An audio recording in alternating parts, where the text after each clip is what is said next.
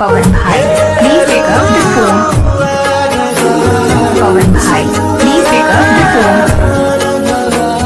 पवन भाई please pick up the phone. Pawan भाई please pick up the phone. Pawan ji आप क्या कर रहे हैं? आपको कोई याद कर रहा है, प्लीज फोन उठा लीजिए। पवन जी आप क्या कर रहे हैं?